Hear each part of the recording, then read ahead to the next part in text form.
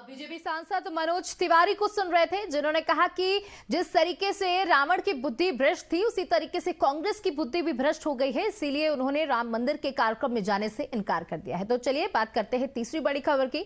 जब देश में सबसे अच्छे संस्थानों का जिक्र होता है तो आईआईटी का नाम सबसे ऊपर रखा जाता है। आईआईटी में एडमिशन के बाद माना जाता है कि बच्चों का भविष्य हर तरह से सुरक्षित ही होगा। हालांकि आजकल देश की आईआईटी अपनी पढ़ाई या स्टूडेंट्स को मिलने वाले मोटे पैकेज की वजह से नहीं, बल्कि छात्रों की आत्महत्या के कारण से चर्चा में है। जी बिल्कुल, सुसाइड को लेकर एक बार फिर आईआईटी कानपुर चर्चा में है। कानपुर आईआईटी में पढ़ना हर किसी का सपना होता है। यहां से पढ़ाई करने के बाद छात्रों को देश विदेश में अच्छी नौकरी मिलती है, मगर अब डिप्रेशन और तनाव के शिकार यहां के छात्र भी होने लगे हैं। एक बार फिर आईआईटी कानपुर के एक छात्र ने अपनी जान दे दी है। मृतक छात्र एमटेक की पढ़ाई कर रहा था। बता दें कि आईआईटी कानपुर में सुसाइड की ये इस महीने की दूसरी घटना है। माना जा रहा है कि परीक्षा में खराब रिजल्ट के चलते छात्र ने सुसाइड किया और फंदे से झूल गया। जानकारी के मुताबिक एमटेक सेकेंड ईयर के छात्र विकास कुमार मीना ने हॉस्टल के कमरे में फंदा लगाकर अपनी जान दे दी है। विकास की उम्र 31 साल थी। मृतक में का रहने वाला बताया जा रहा है। इस मामले को लेकर के पुलिस ने विकास के साथ ही छात्रों से पूछताछ भी की है। इस दौरान सामने आया है कि विकास परीक्षा में अच्छा परफॉर्म नहीं कर पा रहा था। इसकी वजह से वह काफी तनाव में चल रहा था और डिप्रेशन में भी था। माना जा रहा है कि इसकी वजह से विकास ने अपनी जान दे दी।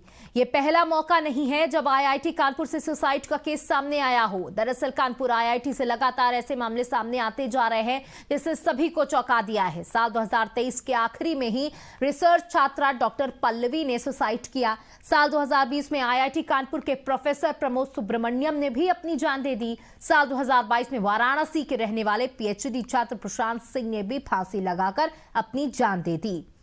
जी बिल्कुल, पिछले कुछ सालों में देश भर के आईआईटी में सुसाइड के केस सामने आ रहे हैं। केंद्र सरकार ने 15 मार्च 2023 को संसद के उच्च सदन में बताया कि साल 2008 से 18 से 2022 के बीच आईआईटी, एनआईटी और आईआईएम जैसे देश के प्रतिष्ठित संस्थानों में 55 स्टूडेंट्स ने आत्महत्या कर ली। शिक्षा राज्य मंत्री ने बताया कि 2018 में 11, साल 2019 में 16, साल 2020 में 5 और 2021 में 16 और 2023 में अब तक 6 स्टूडेंट्स आत्महत्या कर चुके हैं।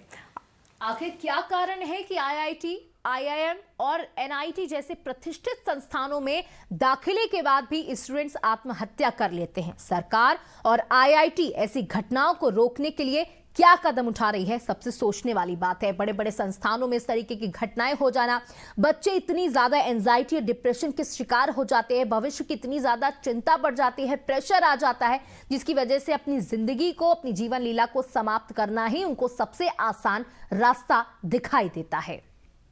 बिल्कुल सौम्या।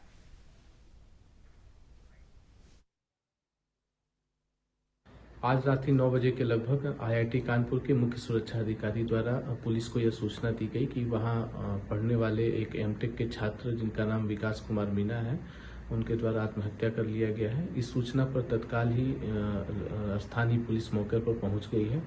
साथ ही साथ जो फील्ड यूनिट की टीम है पुलिस की, वह उनके द्वारा भी घटनास्थल का निरीक्षण कर लिया गया है। इसके साथ ही इस घटना की सूचना मृतक के परिजन को दे दी गई है एवं जो शव है उसको पोस्टमार्टम हेतु मोर्चरी में रख दिया गया है।